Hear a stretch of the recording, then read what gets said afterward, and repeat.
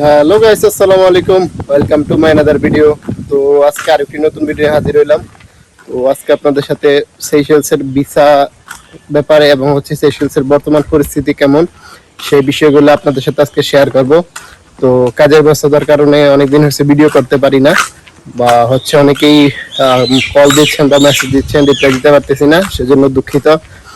তো আজকে বেসিক্যালি যেই বিষয়টা নিয়ে হচ্ছে ভিডিওটা বানাচ্ছি, সেশনসের বর্তমান পরিস্থিতি কি, ভিসার পরিস্থিতি। তো ভিসা হচ্ছে এই দেশে আপনারা সবাই জানেন ভিসা হইতে অনেক সময় লাগে। তো এখন কিছু কিছু ভিসা কাজ চলতেছে, বাট হচ্ছে আপনারা জানেন যে ইরানের সাথে হচ্ছে যে যুদ্ধ চলতেছে, সেই কারণে হচ্ছে এখন দুবাই ফ্লাইট এবং হচ্ছে কাতার ফ্লাইট বন্ধ। তো সেজন্য হচ্ছে এখন হচ্ছে এই দেশের 90% যেহেতু টুরিস্টদের টুরিস্টদের কারণে হচ্ছে দেশের সবকিছু চলে, যেমন হচ্ছে হোটেল ইন্ডাস্ট্রি বেশি, সেজন্য হচ্ছে তো ইউরোপিয়ানরা হচ্ছে যদি ট্রানজিট না থাকে তাইলে তো এই দেশে আসতে পারবে না।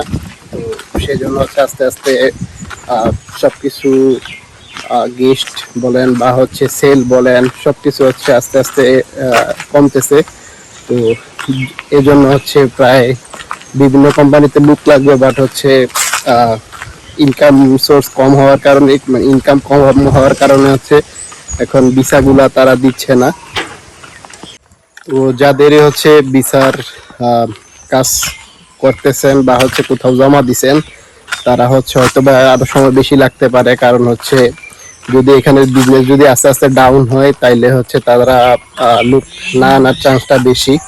আবার যদি যুদ্ধ যদি বন্ধ হয়ে যায় বা হচ্ছে আবার সব ফ্লাইট চালু হয়, তাইলে হচ্ছে আবার সবকিছু স্বাভাবিক হয়ে যাবে।